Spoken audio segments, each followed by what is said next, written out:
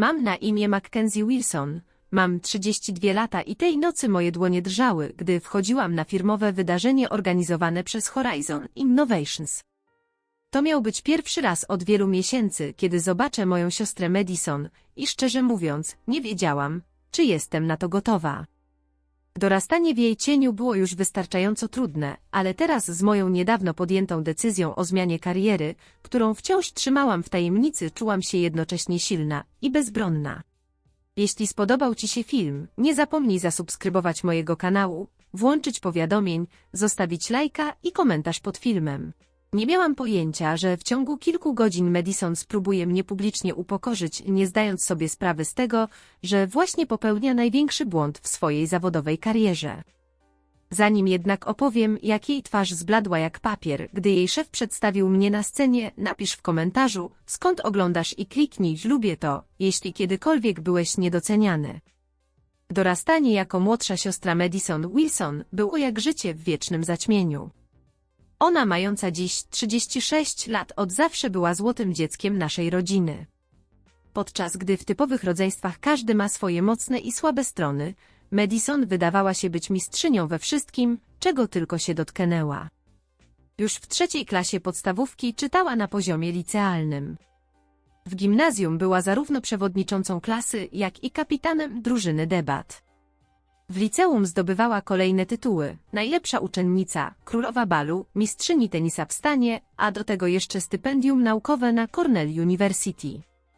A ja byłam po prostu Mackenzie przeciętna. Choć tak naprawdę przeciętna nie byłam, w blasku osiągnięć Madison stawałam się i niewidzialna. Moje solidne B wyglądało jak porażka obok jej idealnej średniej 4.0. Moje zaangażowanie w gazetkę szkolną bledło przy jej stanowisku redaktorki naczelnej. Nawet gdy odkryłam swoją pasję do programowania i wygrałam regionalny konkurs kodowania w 11 klasie, reakcja moich rodziców była letnia. To miłe, kochanie, powiedziała mama, nawet nie podnosząc wzroku z nad broszur uczelni, które Madison rozłożyła na naszym kuchennym stole. Ale nie uważasz, że powinnaś się skupić bardziej na regularnych przedmiotach? Zobacz, ile możliwości ma Madison dzięki swoim wynikom. Rodzice nigdy nie próbowali nas świadomie porównywać. Ale nie musieli. Porównania pojawiały się naturalnie, jak oddech. I żadne z nich nie zdawało sobie sprawy, jak bardzo ich słowa mnie raniły. Tata był szczególnie winny, zawsze przedstawiał nas jako Madison, nasza absolwentka Cornell, i Mackenzie, nasza młodsza córka. Jakby całe moje istnienie sprowadzało się do tego, że urodziłam się druga. Studia tylko pogłębiły tę przepaść. Madison ukończyła Cornell z wyróżnieniem, z podwójnym kierunkiem, ekonomia i zarządzanie. W ciągu kilku tygodni po dyplomie miała już kilka ofert pracy i ostatecznie wybrała stanowisko w Northstar Financial, jednej z najbardziej prestiżowych firm w kraju. Jej pensja początkowa przekraczała łączne zarobki naszych rodziców, którzy byli z niej bardziej dumni niż kiedykolwiek wcześniej. Moja droga była bardziej kręta. Zaczęłam na Uniwersytecie Stanowym jako studentka biznesu, próbując podążać śladami Madison, ale szybko zrozumiałam, że jestem nieszczęśliwa. Po szczególnie trudnym semestrze rzuciłam studia, ku przerażeniu rodziców. 6 miesięcy później zapisałam się do innej uczelni, tym razem jako studentka psychologii. Po roku znów zmieniłam kierunek, tym razem na informatykę. Zajęło mi 5,5 roku, żeby ukończyć studia. Moja ceremonia dyplomowa była zupełnie inna niż ta Madison. Mama ścisnęła mnie wtedy za rękę i szepnęła, przynajmniej skończyłaś, jakby pocieszała mnie po jakiejś ogromnej stracie. Madison nawet się nie pojawiła, tłumacząc się ważnym spotkaniem biznesowym, którego nie dało się przełożyć. Początki mojej kariery odzwierciedlały tę edukacyjną niepewność. Skakałam z jednej podstawowej pracy w IT do drugiej, nigdy nie zostając na dłużej niż 18 miesięcy. Tymczasem Madison wspinała się po korporacyjnej drabinie w Northstar w tempie, które zadziwiało nawet naszych wujków i ciotki. Każde rodzinne spotkanie stawało się dla niej okazją do subtelnego lub nieporównania nas obu. Więc Mackenzie, dalej siedzisz przy tej pomocy technicznej? Pytała przy stole w święto dziękczynienia, doskonale wiedząc, że zmieniłam pracę miesiące wcześniej. Właściwie to teraz pracuję jako młodszy programista, odpowiadałam z wymuszonym entuzjazmem. A, no tak. Trudno nadążyć, skoro tak często zmieniasz pracę, rzucała z uśmiechem, który nasi rodzice powtarzali z rozbawieniem. Jakby moje poszukiwania sensu i pasji były jakąś śmieszną fanaberią. Przełom nastąpił, gdy poznałam Harolda Warnera. Harold miał ponad 60 lat i był weteranem branży technologicznej. Widział wzloty i upadki niezliczonych firm. Pomagałam mu odzyskać dane z uszkodzonego dysku twardego w niewielkiej firmie konsultingowej, w której wtedy pracowałam. Coś w moim podejściu przykuło jego uwagę. Myślisz inaczej niż wszyscy, powiedział po tym, jak rozwiązałam jego problem w nietypowy sposób. To rzadkie i bardzo cenne. Ten jeden komentarz wypowiedziany mimochodem, kiedy pakowałam swój sprzęt, znaczył dla mnie więcej niż wszystkie półkomplementy, które usłyszałam kiedykolwiek od własnej rodziny. Od tamtej pory Harold i ja utrzymywaliśmy kontakt. Stał się moim mentorem. Zachęcał mnie do rozwijania własnych pomysłów i zaufałem swoim instynktom, dostrzegł we mnie potencjał, którego nikt wcześniej nawet nie próbował szukać. Madison oczywiście była wobec tej relacji całkowicie lekceważąca. Emerytowany koleś z branży technologicznej daje ci rady zawodowe? Urocze rzuciła podczas jednej z naszych rzadkich rozmów telefonicznych, gdy wspomniałem o Haroldzie. Ale przecież wiesz, że branża technologiczna to niestabilny grunt, prawda? Nie to co finanse. A tak w ogóle, właśnie dostałam kolejną promocję. Jestem teraz młodszym wiceprezesem. Pogratulowałem jej szczerze, mimo że każde jej słowo bolało jak zejdrę. Taki był nasz układ. Madison odnosiła sukcesy i nie omieszkała się tym chwalić. Ja walczyłem, próbując nie dać się zgnieść jej komentarzom. Tego, czego Madison i reszta mojej rodziny nie wiedzieli, to że od lat pracowałem po godzinach nad własnymi projektami. Wieczory i weekendy spędzałem na kodowaniu, tworzeniu prototypów aplikacji i systemów, które być może nigdy nie ujrzałyby światła dziennego, ale dawały mi satysfakcję, jakiej nigdy nie dał mi żaden przelew na koncie. Pokazałem kilka z tych projektów Haroldowi. On dostrzegł w nich coś wyjątkowego, nawet wtedy, gdy sam miałem wątpliwości. Masz w sobie coś wyjątkowego, Mackenzie mówił, a jego oczy błyszczały za każdym razem, gdy prowadziłem go przez kolejne rozwiązanie. Nie pozwól nikomu wmówić sobie inaczej. Po raz pierwszy w życiu naprawdę zacząłem wierzyć, że mogę być kimś więcej niż tylko cieniem Madison. Potrzebowałem tylko jednej, odpowiedniej szansy. I to nie tylko po to, by coś udowodnić rodzinie. Musiałem to udowodnić samemu sobie. Telefon od Harolda zadzwonił we wtorkowy wieczór. Właśnie podgrzewałem resztki chińszczyzny w moim skromnym, jednopokojowym mieszkaniu. Na początku myślałem, że to tylko kolejne z jego zwyczajnych co słychać, ale tym razem w jego głosie wyczułem coś innego. Coś pilnego. Mackenzie, muszę z tobą porozmawiać o pewnej okazji, powiedział bez żadnych wstępów. Jesteś wolny na śniadanie jutro? Następnego ranka, przy kawie i jajecznicy w jego ulubionym barze, Harold przedstawił mi propozycję, która zmieniła moje życie.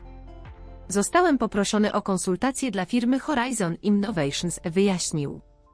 To obiecujący startup technologiczny, który wpadł w tarapaty. Mają świetne produkty, ale nie potrafią znaleźć rynku. Zarząd chce świeżego spojrzenia. Kiwnąłem głową, zastanawiając się, czemu mi o tym mówi. Harold często brał udział w podobnych projektach. Ten nie wydawał się inny.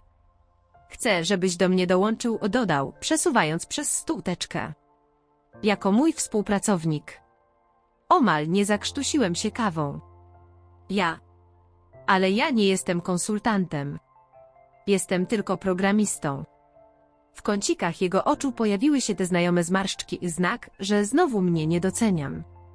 Jesteś kimś więcej, opowiedział. Jesteś osobą rozwiązującą problemy z wizją. Dokładnie tego teraz potrzebuje Horizon.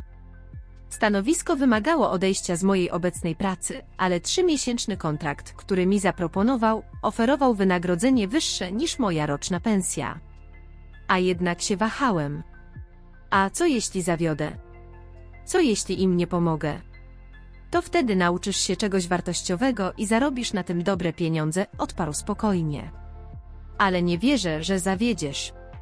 To jego zaufanie przechyliło szale. Zgodziłem się.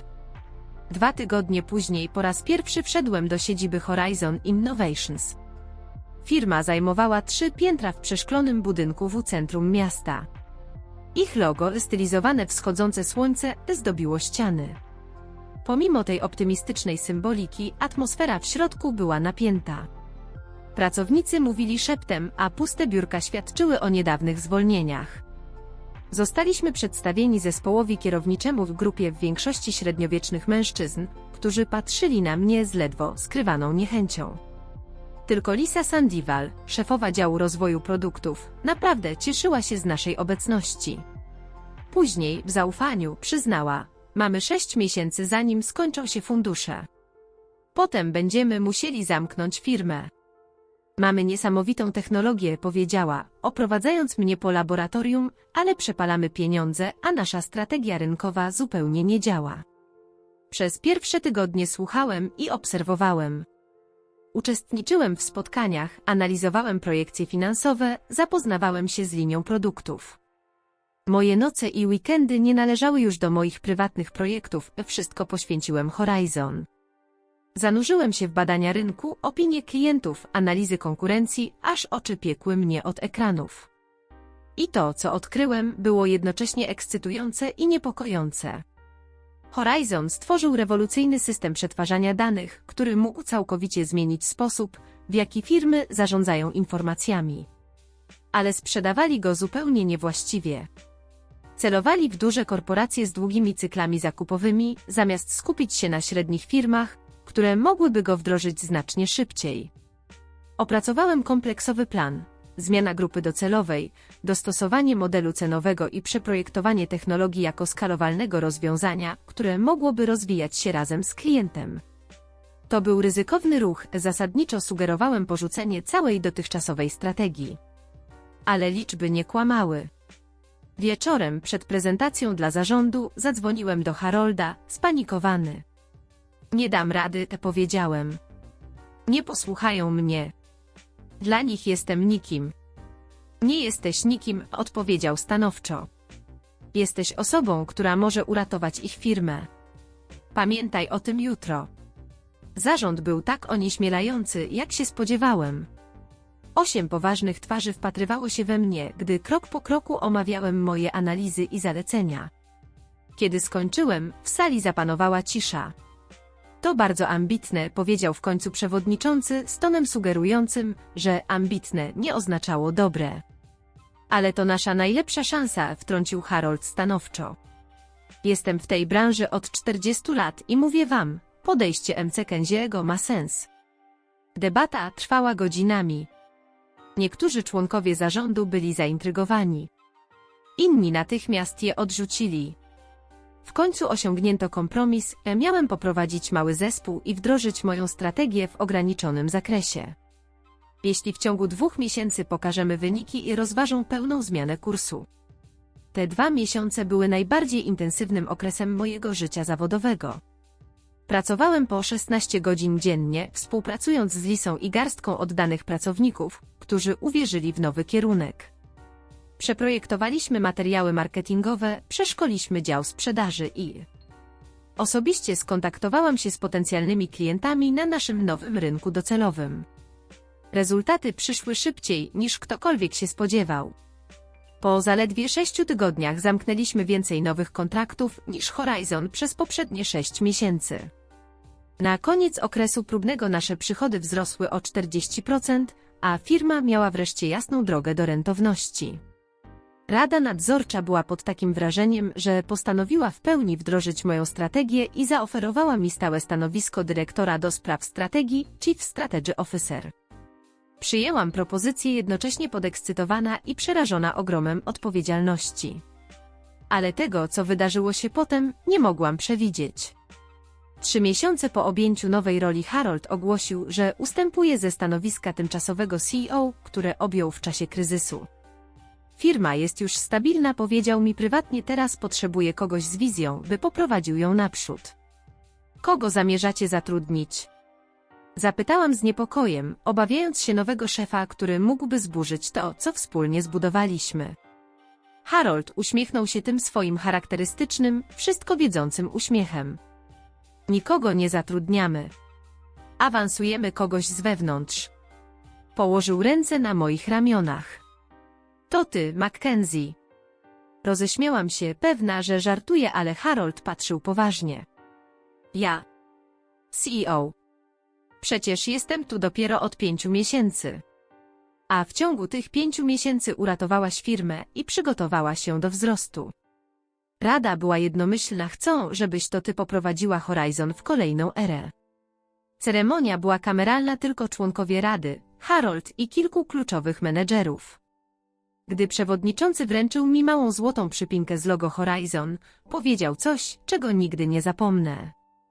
Czasem najbardziej nieoczekiwani liderzy okazują się dokładnie tym, czego potrzebuje organizacja. Postanowiłam na razie zachować te informacje dla siebie i nie mówić rodzinie. Nie chodziło o dramatyczne ujawnienie. Chciałam po prostu najpierw odnaleźć się w tej roli i udowodnić samej sobie, że naprawdę na nią zasługuję, zanim zmierzę się z nieuniknionym sceptycyzmem Madison i moich rodziców. Powinnaś im powiedzieć, nalegała moja najlepsza przyjaciółka Emma, gdy spotkałyśmy się na drinka, by uczcić awans. Twoja siostra w końcu musiałaby przyznać, że odniosłaś sukces. Właśnie dlatego jeszcze im nie mówię, odpowiedziałam. Nie chcę, żeby to było o Madison czy jej aprobacie. Chcę wiedzieć, że potrafię wykonać tę pracę niezależnie od tego, co myśli moja rodzina. Emma pokręciła głową, ale nie nalegała. Unosząc kieliszek, uśmiechnęła się. Za Mackenzie Wilson, tajemniczą CEO. Stuknęłam swoim kieliszkiem o jej, nadal nie mogąc uwierzyć, że to naprawdę moje życie.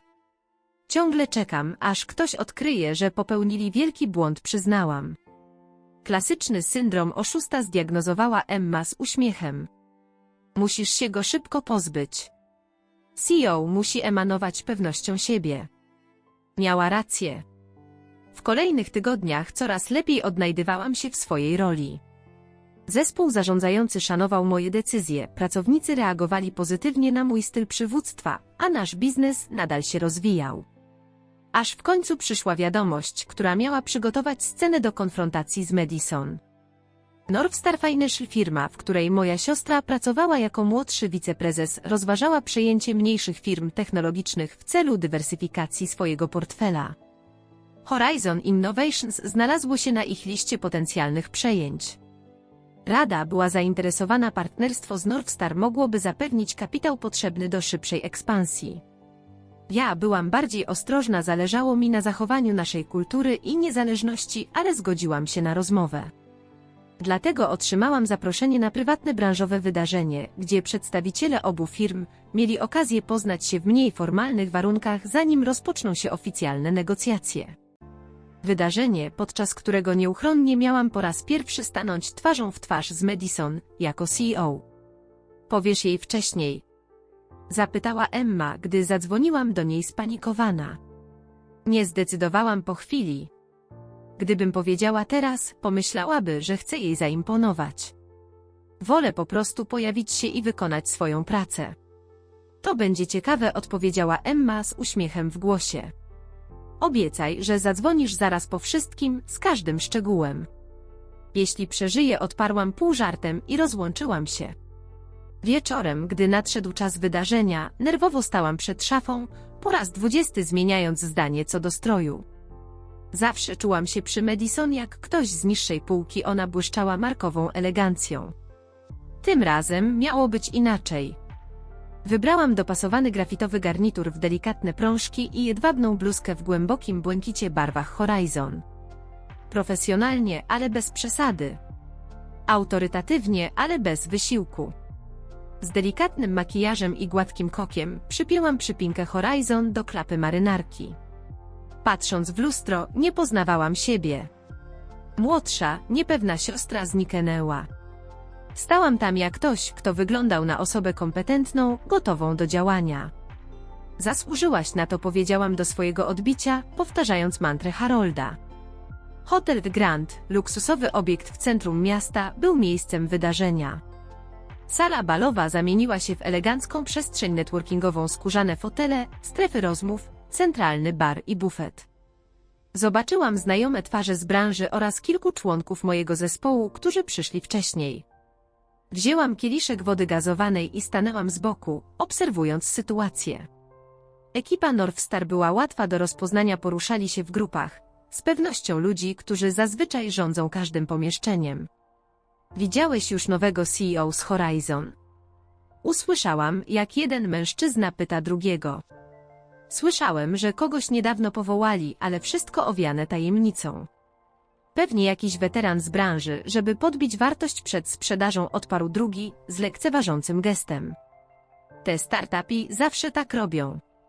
Uśmiechnęłam się do siebie. Nie mieli pojęcia, jak bardzo się mylą. I wtedy usłyszałam znajomy głos, cięty, elegancki, pewny siebie. Jake, Elizabeth. Jak miło was widzieć. Madison. Wyglądała tak, jak ją zapamiętałam, a może nawet lepiej. Włosy w idealnym bobie, podkreślające kości policzkowe, granatowa sukienka krzycząca luksus. Z gracją i wyczuciem poruszała się po sali, ściskając dłonie i śmiejąc się w odpowiednich momentach. Obserwowałam ją przez chwilę. Madison zawsze błyszczała na takich wydarzeniach. Ja liczyłam minuty do wyjścia. W końcu podeszłam. Zobaczyła mnie z około 3 metrów.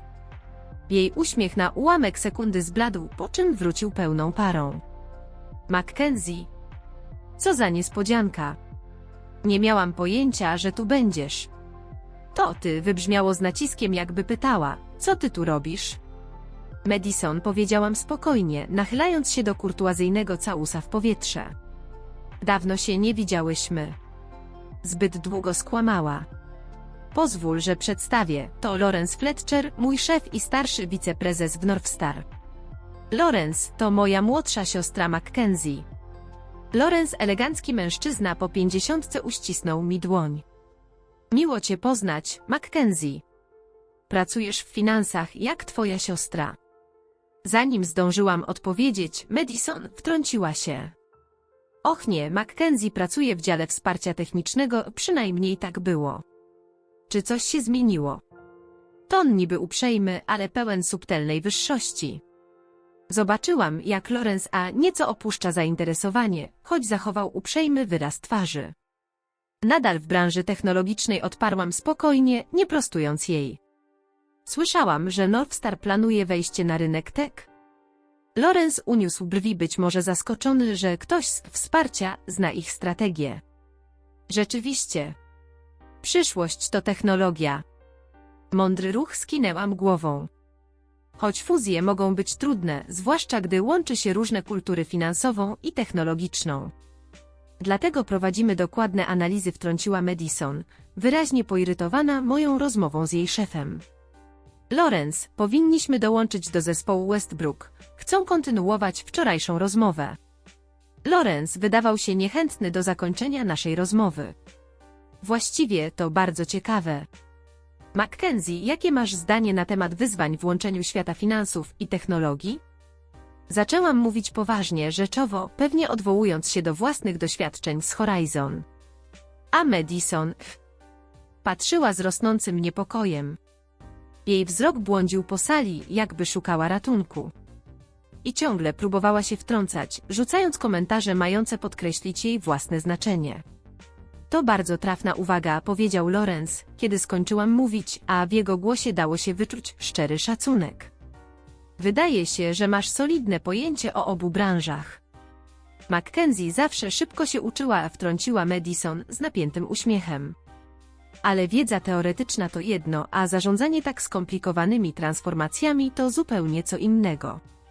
Nasz zespół w Northstar zintegrował w tym roku już 3 firmy. Imponujące, przyznałam, nie dając się wciągnąć w niepotrzebną rywalizację. Każde przejęcie to jednak osobne wyzwanie. Naszą rozmowę przerwało pojawienie się innego przedstawiciela Northstar, doskonały moment, by się grzecznie oddalić. Kiedy odchodziłam, czułam na plecach wzrok Madison. Nasze krótkie spotkanie nie przebiegło zgodnie z jej planem i wiedziałam, że nie pozwoli, by tak zostało. Przez kolejną godzinę rozmawiałam z wieloma uczestnikami, w tym także z kilkoma własnymi pracownikami, którzy zgodnie z wcześniejszymi ustaleniami zwracali się do mnie per pani Wilson, a nie prezes. Pogrążona byłam w fascynującej rozmowie o bezpieczeństwie danych z jednym z dyrektorów technologicznych, gdy zauważyłam, że Madison z oddali mnie obserwuje i jej twarz była pełna kalkulacji. Gdy zrobiliśmy krótką przerwę, Madison podeszła bez ostrzeżenia. Trochę się pogubiłam, powiedziała bez wstępu. Dlaczego właściwie tu jesteś, Mackenzie? To zamknięte wydarzenie branżowe dla kadry zarządzającej i osób decyzyjnych. Aluzja była jasna, według niej nie spełniałam żadnego z tych kryteriów. Zostałam zaproszona i odpowiedziałam po prostu. Przez kogo? Naciskała. A czy to ma znaczenie? Jej uśmiech stał się bardziej napięty. Po prostu martwię się o standardy. Tego typu wydarzenia mają swój profesjonalny poziom. Jeśli jesteś tu jako czyjaś osoba towarzysząca czy coś w tym stylu, to może rzucać cień. Ironia tej troski niemal mnie rozbawiła. Dziękuję, że się martwisz, ale zapewniam cię, że mam pełne prawo tu być. Skoro tak mówisz, rzuciła z powątpiewaniem. Po prostu postaraj się nie skompromitować. Ci ludzie to elita w swojej dziedzinie. Po tych słowach odwróciła się i wróciła do swojej grupy, zostawiając mnie jednocześnie wściekłą i zdeterminowaną, by nie dać się wyprowadzić z równowagi. To właśnie dlatego nie powiedziałam rodzinie o moim awansie. Madison zawsze widziała we mnie tylko mniej udaną młodszą siostrę. W miarę jak wieczór postępował, zaczęłam naprawdę cieszyć się rozmowami z liderami branży, którzy nie mieli wobec mnie żadnych uprzedzeń. Kiedy mówiłam, słuchali. Kiedy wyrażałam opinie, rozważali je uważnie. To było coś nowego, być traktowaną poważnie bez konieczności przebijania się przez filtr siostry Madison. Byłam tak pochłonięta dyskusją o rynkach wschodzących, że prawie przegapiłam subtelną zmianę atmosfery w pomieszczeniu. Uniosłam wzrok i zauważyłam, że wokół Madison zebrał się tłumek. Jej gestykulacja była intensywna, a coś w jej postawie sprawiło, że poczułam niepokój. Przeprosiłam moich rozmówców i zbliżyłam się do grupy na tyle, by móc podsłuchać, nie rzucając się w oczy. Głos Madison rozbrzmiewał wyraźnie. Jest absolutnie genialna w rozwiązywaniu drobnych problemów technicznych, ale kompletnie się gubi, gdy chodzi o szerszy obraz. Nasi rodzice martwili się o nią przez lata. Żołądek mi się ścisnął. Mówiła o mnie. 3 razy zmieniała kierunek studiów i potrzebowała prawie 6 lat, by skończyć uczelnię, kontynuowała Madison, tak głośno, że sąsiednie rozmowy zaczęły cichnąć. A w tym czasie ja byłam już młodszą analityczką w Northstar. Wokół rozległ się cichy śmiech, choć zauważyłam, że niektórzy zaczęli się wiercić nieswojo. Zachęcona reakcją publiczności, Madison mówiła dalej, podnosząc lekko głos. Taka już zawsze była. Skacząca z pracy do pracy, nigdy nie potrafiąca się odnaleźć. 1 miesiąc w pomoc techniczna, drugi młodszy programista. Wykonała cudzysłów w powietrzu przy słowie programista, jakby ten tytuł był żartem. Nasi rodzice w końcu przestali pytać o jej karierę przy rodzinnych kolacjach. To było zbyt przygnębiające. Zamarłam, znów poczułam to znajome upokorzenie. To była specjalność Madison, przekształcanie moich osobistych zmagań w zabawne anegdoty, które podkreślały jej sukces w kontraście do mojej rzekomej porażki. Robiła to przy rodzinnych spotkaniach. Robiła to na nielicznych wspólnych wydarzeniach towarzyskich. I teraz robiła to tutaj przed profesjonalistami, potencjalnymi partnerami biznesowymi mojej firmy. Zauważyłam, że Lawrence stał na skraju grupy, wyraźnie skrępowany. Spojrzał na mnie i dostrzegłam w jego oczach zakłopotanie, choć nie zrobił nic, by przerwać Madison. Najzabawniejsze jest to, mówiła dalej, że ona naprawdę tu dzisiaj jest. Nie mam pojęcia, jak zdobyła zaproszenie, ale to cała Mackenzie zawsze próbuje się wkraść do szans przez sieć znajomości, zamiast zapracować jak reszta z nas. W tym momencie wiele spojrzeń zwróciło się w moją stronę. Na kilku twarzach pojawiło się zawstydzenie. Inni po prostu z ciekawością przyglądali się tej rzekomo nieudolnej siostrze. Miałam dwie opcje, wycofać się i zachować resztki godności, albo stawić temu czoła. Dawna Mackenzie wybrałaby to pierwsze ciche wyjście i łzy w samochodzie. Ale już nie byłam tamtą osobą. Z zimną determinacją poprawiłam marynarkę, dotknęłam przypinki z logo Horizon na klapie i ruszyłam w ich stronę. Madison, powiedziałam spokojnym głosem, mimo że adrenalina buzowała we krwi i widzę, że bawisz wszystkich rodzinnymi historiami. Uśmiech siostry na moment zbladł, po czym wrócił z nową siłą. Mackenzie. Właśnie opowiadałam o twojej nietypowej ścieżce zawodowej. Tak, słyszałam i odpowiedziałam spokojnie. Choć wydaje mi się, że pominęłaś kilka ostatnich wydarzeń. O, zmieniłaś znowu pracę. Zaśmiała się lekko. Tak trudno to śledzić. Zauważyłam, że Lawrence skrzywił się lekko, ale Madison, skupiona na swoim spektaklu, tego nie dostrzegła. Właściwie to jestem w tej samej firmie od prawie roku, odpowiedziałam. Cały rok. To chyba twój rekord. Wtrąciła Madison, wywołując kilka niepewnych chichotów. A czym tam się zajmujesz? Nadal naprawiasz komputery, gdy się psują. Coś w tym rodzaju, odparłam wymijająco, jeszcze nie chcąc ujawniać mojej prawdziwej roli. Chciałam zobaczyć, jak daleko się posunie. Nie musiałam długo czekać. Pozwól, że zgadnę, mówiła dalej ostrzej, i jesteś tu dziś, by nawiązać jakieś kontakty? Znaleźć kolejną pracę, kiedy ta nie wypali? Taki twój schemat, prawda? Skaczesz z jednego do drugiego, nigdy nie doganiasz reszty. W sali zapadła cisza, ludzie zaczęli przysłuchiwać się naszej wymianie zdań. Ja milczałam, pozwalając Madison dalej się pogrążać. To musi być wyczerpujące, kontynuowała, ciągle próbować się wymyślić na nowo. Zawsze być tą nieistotną młodszą siostrą, zawsze gonić innych. Niektórzy w tłumie patrzyli po sobie z zażenowaniem, inni nagle zatopili się w swoich drinkach. Ale Madison, przekonana o swojej dominacji, i nie zauważyła niczego. Bądźmy szczerzy, Mackenzie. Masz CEO. 32 lata. I co masz do pokazania? Ani stabilnej kariery, ani żadnych zawodowych osiągnięć, które warto by wspomnieć.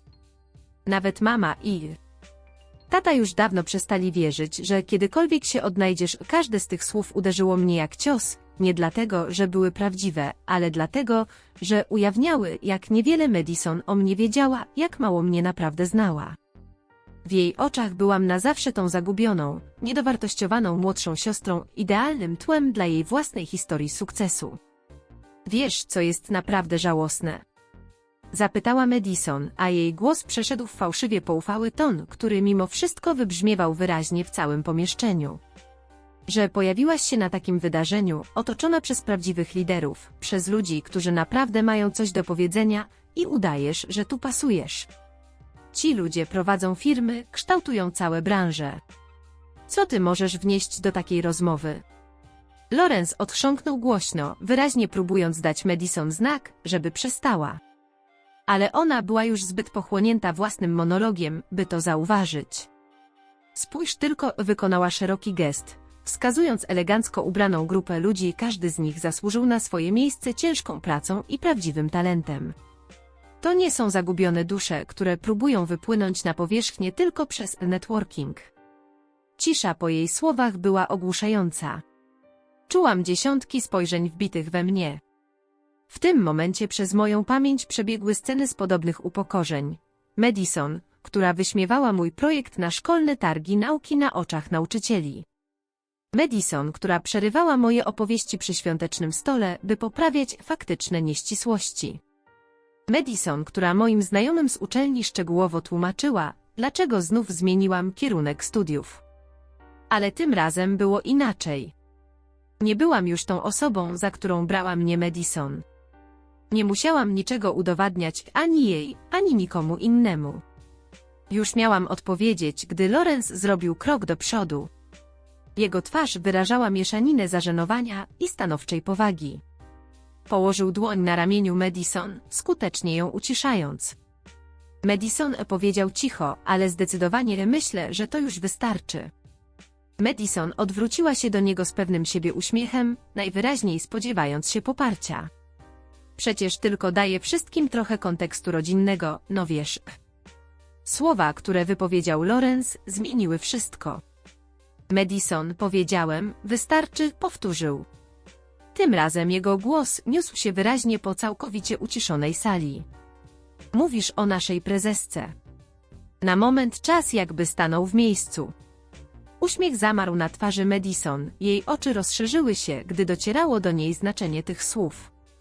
Odwróciła się do mnie, a na jej twarzy malował się szok. Co? Wydusiła niemal szeptem. Mackenzie Wilson, kontynuował Lawrence. Teraz, zwracając się do całego zgromadzenia, jest dyrektor generalną Horizon Innovations. Firmy, z którą Northstar tak usilnie chciał nawiązać strategiczne partnerstwo. Cisza w sali ustąpiła cichym pomrukom zdumienia, gdy ludzie przetwarzali te informacje. Patrzyłam, jak przez twarz Madison przemykają kolejne emocje od niedowierzania, przez wstyd, aż po stopniową, pełną grozy świadomość tego, co właśnie zrobiła. To niemożliwe, wyjąkała Madison, a cała pewność siebie gdzieś wyparowała. Mackenzie, to przecież ona jest tylko... Urwała. Nie potrafiła pogodzić swojego wyobrażenia o mnie z tym, co właśnie usłyszała. Wtedy zrobiłam krok do przodu. Gniew, który wcześniej narastał we mnie, ustąpił miejsca dziwnemu spokoju.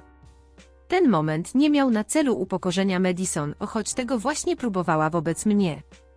Chodziło o coś znacznie ważniejszego, o to, by w końcu odebrać swoje imię i tożsamość. By wreszcie przestać być tylko czyjąś siostrą. Zostałam mianowana dyrektorem generalnym Horizon Innovations 6 miesięcy temu, powiedziałam, zwracając się nie tylko do Madison, ale i do całego zgromadzenia. Wcześniej pełniłam funkcję dyrektora do spraw strategii, nadzorując wdrożenie kompleksowej restrukturyzacji, która zwiększyła nasze przychody o 40% i przygotowała firmę na zrównoważony rozwój. Twarz Madison pobladła i jej pewna siebie poza zupełnie się rozpadła. Otworzyła usta, jakby chciała coś powiedzieć, po czym znów je zamknęła, zabrakło jej słów. Lawrence, ku swojemu kredytowi, próbował załagodzić sytuację. Pani Wilson odegrała kluczową rolę w przekształceniu Horizon w dokładnie taki innowacyjny i elastyczny podmiot, z którym Northstar pragnie nawiązać współpracę, powiedział, rzucając Madison znaczące spojrzenie. Jego ton jasno sugerował, że popełniła poważny błąd, nie tylko rodzinny, ale i zawodowy. Ja nie wiedziałam, wydusiła Madison.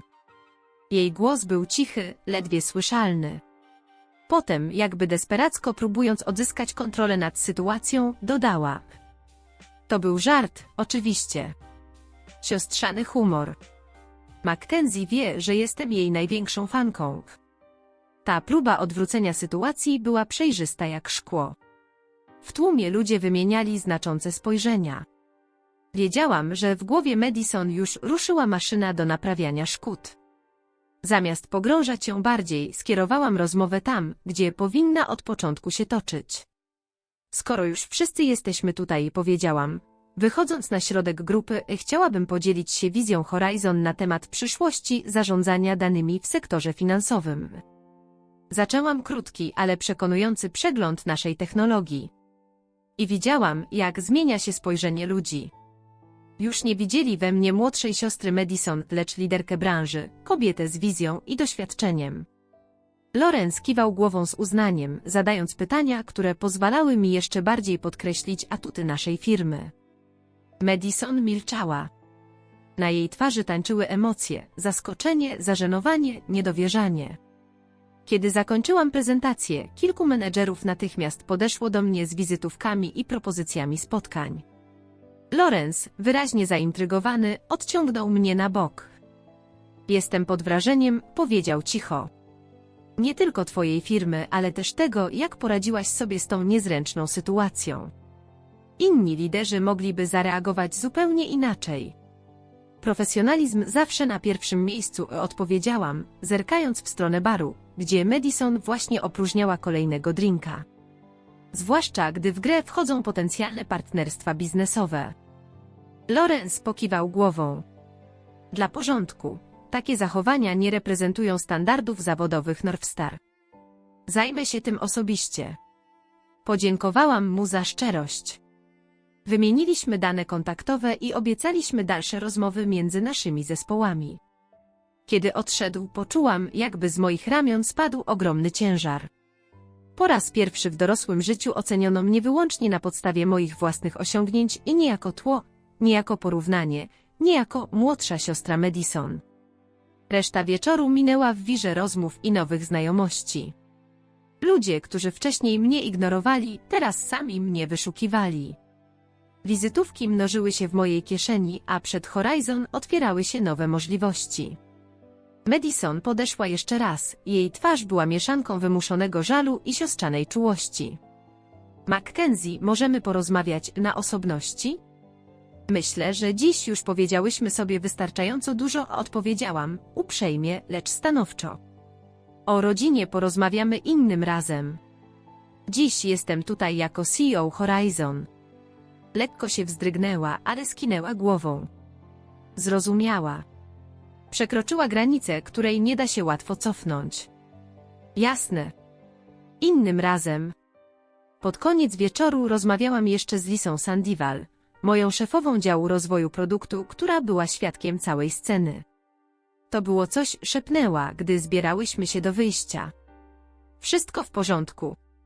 Zastanowiłam się przez chwilę. Wiesz, CEO, jest lepiej niż dobrze. Przez całe życie próbowałam uciec z cienia Madison. A dziś wreszcie wyszłam na światło własnego dnia. Lisa uśmiechnęła się. I to całkiem jasne światło, szefowo. Wychodząc jeszcze raz spojrzałam w stronę Madison. Stała sama, przy barze. Nasze spojrzenia się spotkały. Po raz pierwszy w jej oczach dostrzegłam coś nowego, niepewność, może nawet cień szacunku. Skinęłam jej lekko głową, po czym odwróciłam się i ruszyłam dalej, wiedząc, że cokolwiek wydarzy się między nami od teraz, nasza relacja już nigdy nie będzie taka sama. W drodze do domu pozwoliłam sobie wreszcie przetrawić cały emocjonalny rollercoaster tego wieczoru. Nie czułam triumfu z upokorzenia Madison, to nigdy nie było moim celem. Ale była we mnie satysfakcja. Głęboka, zasłużona satysfakcja z tego, że w końcu ktoś zobaczył mnie taką, jaką naprawdę jestem.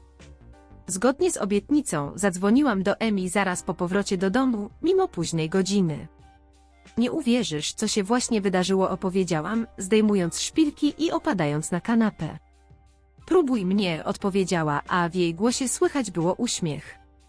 Następnego ranka, po wieczorze networkingowym, obudziłam się zasypana powiadomieniami.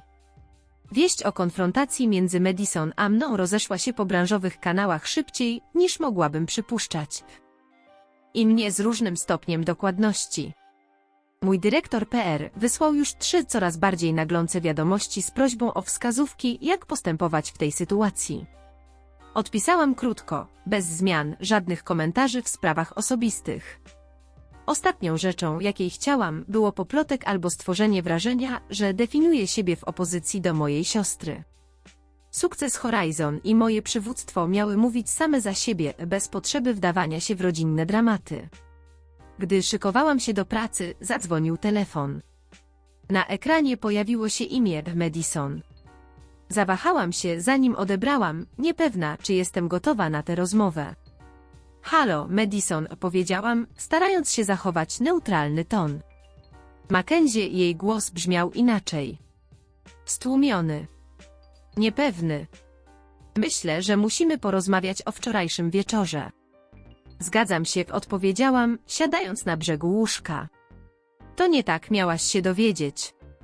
Zapadła cisza. Dlaczego mi nie powiedziałaś? Albo mamie i tacie. 6 miesięcy jako CEO i nie przyszło ci do głowy, żeby powiedzieć rodzinie. W jej głosie zaczynało pobrzmiewać oskarżenie, ale pod spodem czuć było prawdziwy ból.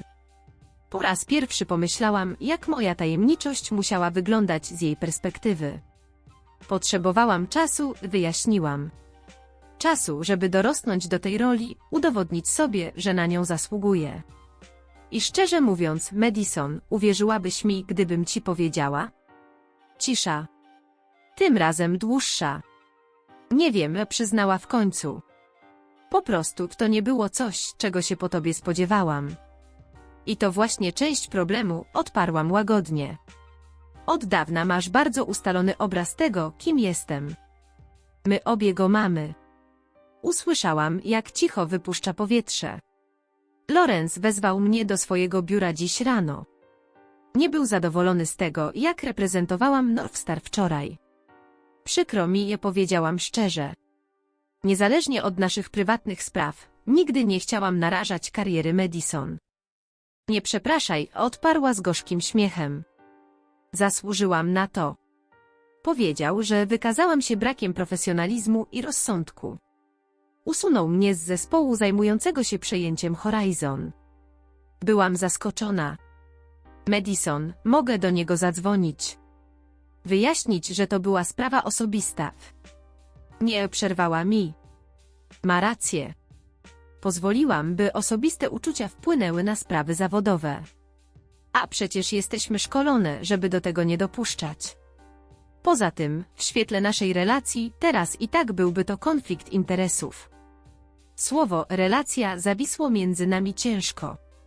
Nasza więź przez lata definiowana była przez rywalizację i porównania. Czy teraz mogłyśmy zbudować coś innego? Mama i tata dzwonili i kontynuowała Madison. Ktoś, kogo znają, był na wydarzeniu i powiedział im, co się stało. Chcą, żebyśmy obie przyszły w ten weekend na kolację. Żeby porozmawiać. Skrzywiłam się, wyobrażając sobie, jak nie będzie ta rozmowa. Pójdziesz? Zapytałam. Myślę, że powinniśmy, odpowiedziała, zaskakując mnie ponownie.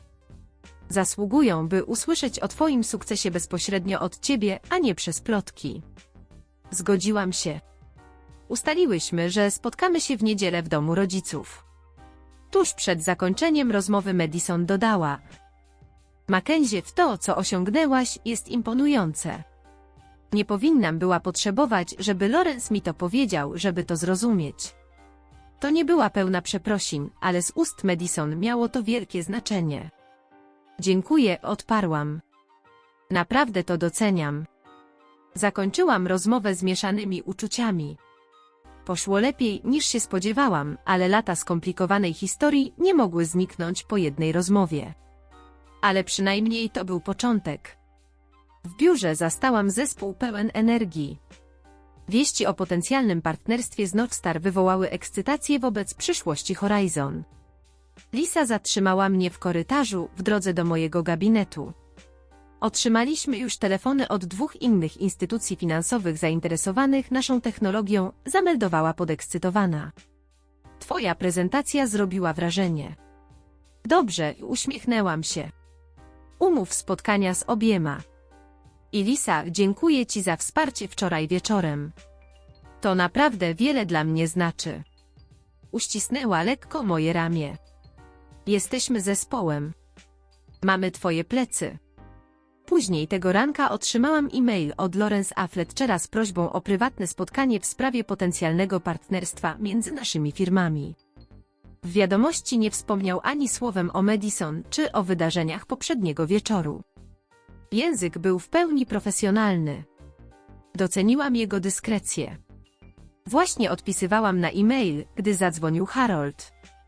Słyszałem, że miałaś niezły wieczór, rzucił bez wstępu. Wieści szybko się rozchodzą, westchnęłam. Nie tak planowałam powiedzieć siostrze o moim stanowisku. Czasem wszechświat ma swój własny harmonogram, odparł filozoficznie. Wszystko w porządku. Tak, przyznałam, sama zaskoczona tą prawdą. Właściwie czuję się lżej. Jakbym w końcu wyszła z cienia, który nosiłam przez lata. Dobrze, powiedział Harold. Bo teraz zaczyna się trudna część. Jaka? Zdecydowanie, czy partnerstwo z Northstar naprawdę będzie dobre dla Horizon, niezależnie od osobistych komplikacji. Miał rację. Konfrontacja z Madison przesłoniła właściwy cel wydarzenia i interesy. Musiałam teraz ocenić propozycję wyłącznie na jej biznesowe zalety. Jutro zwołuję spotkanie zarządu i powiedziałam. Obiektywnie ocenimy wszystkie możliwości, zanim podejmiemy decyzję. Tak trzymać, i odparł z dumą. Zawsze byłaś strategiem. Po zakończeniu rozmowy spędziłam resztę dnia analizując finanse firmy i prognozy wzrostu. Wieczorem miałam już jaśniejszy obraz tego, czego Horizon potrzebuje i co może zaoferować. Niedziela nadeszła szybciej, niż bym chciała.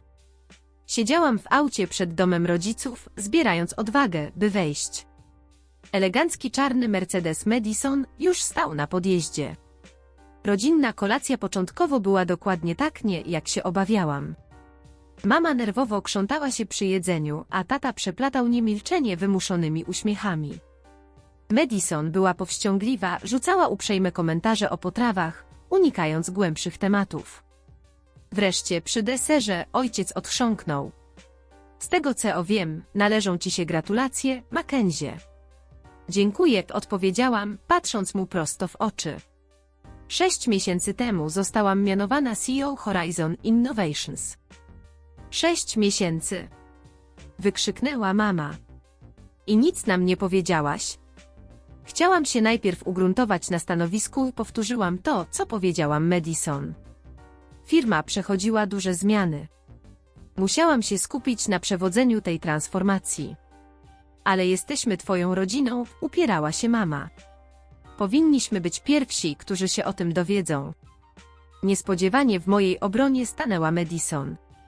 Myślę, że rozumiem, dlaczego Mackenzie trzymała to dla siebie, powiedziała, odkładając widelec. Nasza rodzina ma określoną dynamikę. Rodzice spojrzeli na nią zdezorientowani. Co masz na myśli? Zapytał ojciec. Madison zerknęła na mnie, zanim kontynuowała. Zawsze mieliśmy określone role w tej rodzinie. Ja byłam tą osiągającą sukcesy. Mackenzie zawahała się. Wiecznym projektem w toku dokończyłam za nią. To niesprawiedliwe, zaprotestowała mama, ale bez przekonania. Czyżby? Zapytałam łagodnie.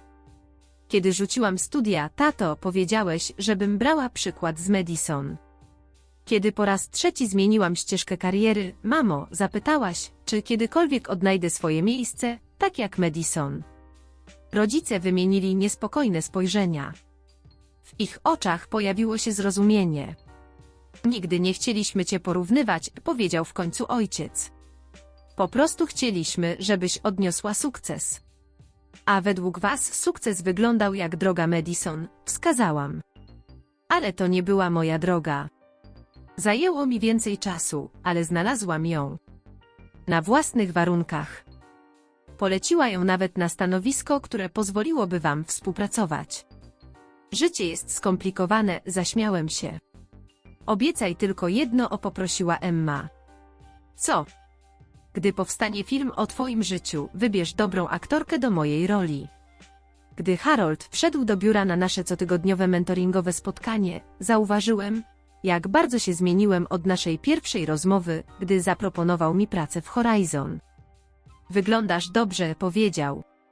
Ostatni tydzień ci służy. Czuję się inaczej, pełniejsza. Harold przyznał, że kiedy mnie poznał, widział we mnie potencjał, ale byłam ograniczona przez oczekiwania innych i siebie samej. Teraz widzi we mnie liderkę, która podejmuje właściwe decyzje, niełatwe. Nie zrobiłabyś tego bez mojego wsparcia. To ty przeszłaś przez drzwi i zbudowałaś sukces sama, odparł. Rozmawialiśmy o przyszłości Horizon i potencjalnej współpracy z Northstar. Przed wyjściem Harold wspomniał, że Lawrence zapytał o moją siostrę do zespołu integracyjnego. To różnica między szefem a liderem, powiedział. Lider widzi potencjał nawet w trudnych relacjach. Zastanawiałam się nad tym, reflektując, że moja historia to nie zemsta, lecz droga do znalezienia własnej ścieżki i ciągłego rozwoju. Relacja z Madison była trudna, ale może zbudujemy nową, opartą na szacunku, nie rywalizacji. 6 miesięcy później sojusz Horizon i Northstar został ogłoszony, a firma rosła pod moim kierownictwem. Relacja z Madison powoli się ocieplała, stając się profesjonalna i pełna szacunku. Podczas prezentacji Madison stanowczo poprawiła członka zarządu, pokazując, że widzi mnie już jako CEO, nie tylko siostrę. To był przełom. Pojawiła się potrzeba powołania dyrektora operacyjnego. Rozważałam Lisę, ale coraz częściej myślałam o Madison, była zorganizowana, skrupulatna i doświadczona. Poradziłam się Harolda, który zapytał, czy wybieram ją z powodu kompetencji, czy z chęci udowodnienia czegoś. Po refleksji uznałam, że to najlepszy wybór. Zaprosiłam Madison na lunch i zaproponowałam stanowisko COO. Była zaskoczona, ale przyjęła ofertę po kilku dniach. Integracja Madison z firmą była wyzwaniem, a pojawiły się podejrzenia o nepotyzm. Madison udowadniała swoją wartość działaniami, a ja jasno ustawiłam granice, by nasze relacje były profesjonalne i przejrzyste. Z czasem jej efektywność zyskała uznanie zespołu, choć rany z przeszłości nie zniknęły od razu. Przełom nastąpił podczas późnej pracy, gdy Madison przyznała się, że zarządzanie firmą to dla niej ogromne wyzwanie. Przyznałam się, że ja też się bałam i udawałam pewność siebie. To zbliżyło nas i otworzyło drzwi do nowej relacji. Zaczęłyśmy się spotykać poza pracą, powoli zmieniając relację z zawodowej na bardziej przyjacielską. Rodzice zauważyli zmianę, nie rozumiejąc, że budujemy coś nowego, a nie tylko zasłaniamy stare konflikty. W firmie wprowadziłam zmiany oparte na moim doświadczeniu niedoceniania, programy mentoringowe, różnorodne ścieżki kariery i otwartość na nowe perspektywy. Po roku Harold przeszedł na emeryturę, a podczas uroczystości podziękowałam mu za wsparcie i naukę. Jego rada: sukces to podróż, a najważniejsza relacja to ta z samym sobą. Bądź dla siebie tak dobra, jak dla innych, także Madison. Patrząc wstecz, zrozumiałam, że prawdziwa zmiana dokonała się w małych, cichych momentach szacunku, odbudowy zaufania i wzajemnego zrozumienia. Sukces to odporność, rozwój i autentyczność i iść własną drogą mimo niepewności.